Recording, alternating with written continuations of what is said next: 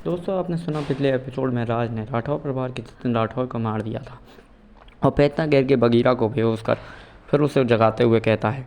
तभी वहाँ एक आवाज़ आती है। आगे का एपिसोड सुनिए। जब वो आवाज़ जैसी करीब आती है तो वो देखता है कि ये तो राणा गैंग का मोंटी है। मोंटी को देखकर राज कहता है, जाओ इन सब के मुँह पर जवानी के छींटे मारो, सबको जग और यहाँ लेकर आओ। और बगीरा से कहता है, अपने सारे आदमियों को इकट्ठा करो, मेरे सामने आओ। बगीरा ये सुनकर तुरंत ही अपने राइट हैंड सतीश की तरफ देखते हुए कहता है, जैसे कि जय, सारे आदमियों को इकट्ठा करो और बॉस के सामने पेश करो। ये सुनकर जय भी इस तरह हिलाता है और अपने सारे आदमियों को इकट्ठा करने लगता है। तभी वहाँ एक मेज पर राज अपने दोनों पैर टेबल पर रखकर बैठ जाता है। तभी कुछ देर में मोंटी अपने सारे आदमी और बगीरा अपने सारे आदमियों के साथ वहाँ खड़ा हो जाता है, जिस पर राज कहता है कि ये लो, तुम लोगों को एक एक टोकन मैं दे रहा हूँ। ये टोकन तुम्हें लेकर कल सुबह गोल्डन गेट आना है। ये सुनकर दोनों लोग चौंक जाते हैं। गोल्डन गेट तो मुंबई की सबसे बड़ी ताकतों में से एक है। हाँ, तुम गोल्डन गेट पहुंच जाओगे और इस टोकन की मदद से तुम्हें अंदर एंट्री मिल जाएगी, तुम आ जाना। ये कहने के बाद वो एक हवा के झोंके में बदल कर वहाँ से गायब हो जाता है। यह देखकर वो मोंटी कहता है, जिस बॉस को हम आज तक कम समझ रहे थे, वो तो गोल्डन गेट जैसी जगह को भी जानता है। क्या वो सच में गोल्डन गेट से हैं? इस पर बगीरा कहता है, हाँ वो सच में गोल्डन गेट से हो सकता है, वरना वो मेरे आदमियों को इतनी आसानी से नहीं हरा सकता था। कहता है, कल बॉस ने हमें बुलाया है, हमें अपने सारे आदमियों को इकट्ठा करना होगा। वो किसी मकसद के लिए हमें गोल्डन गेट बुला रहे हैं। ये सुनकर बगीरा अपने काम से चला जाता है और मोंटी भी। और इधर राज वहाँ हवा के झोंके से गुजरने के बाद वो अपने विला नंबर 420 में आ जाता है, जो उसे दिया गया था गोल्डन गेट द्वारा। वहाँ जाके वो जाता है और फ्रेश होकर सो जाता है। फिर सुबह इंतज़ार कर ही रहा होता है, तभी बाहर गेट पर महिला शिष्यों के एक ग्रुप जो वहाँ की गोल्डन गेट की रक्षा करता है, वहाँ काफ़ी आदमियों के कातिले को देखकर वो कहते हैं, ये आज क्या बात है, इतने सारे गैंग बॉस और गैंग लॉर्ड्स यहाँ कैसे आ रहे हैं।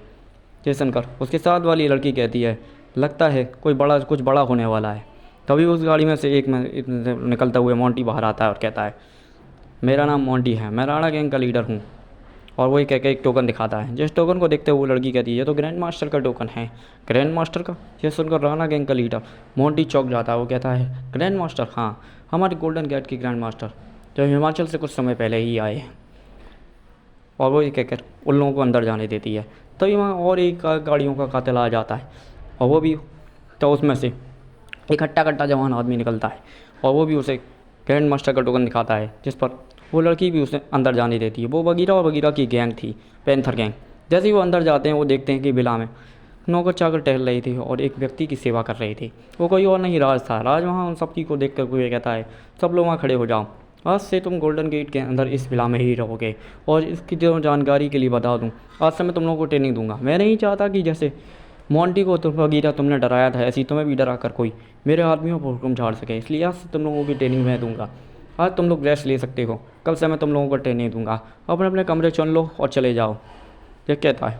वैसे ये सुनकर वो सब लोग चौंक जाते हैं और कहते हैं, बॉस आप हमें ट्रेनिंग देंगे? हाँ बिल्कुल, मैं ट्रेनिंग दूंगा। मैं नहीं चाहता कि मेरी टीम इतनी कमज़ोर हो कि इसे कोई भी हरा सके। हमें बड़े बड़े लोगों से भी अभी हिसाब किताब करना है और मुझे अपना बदला लेना है। सिंघानिया परिवार का जिसे सालों पहले मिटा दिया गया था, वो मेरा ख़ानदान था। मैं राठौर परिवार को बर्बाद कर दूंगा और बिजनेस वर्ल्ड को भी तबाह करूँगा। इसके बाद वो कहता है, तुम लोग अपना काम करो, मुझे किसी से मिलने जाना है। तब वो चला जाता है। तो उसे याद आता है उसके दोस्त ने रात में बुलाया था, बट जब उसने रात में मैसेज किया तो उसने कहा कि यार मैं व्यस्त हूँ, आज शाम को मिलते हैं। इसके बाद वो वहाँ से निकल जाता है अच्छे से, और वो नॉर्मल कपड़े पहन कर जाता है, एक वाइट कलर की शर्ट और एक ब्लैक कलर का पैंट। जब पहन कर वो वहाँ से निकल जाता है।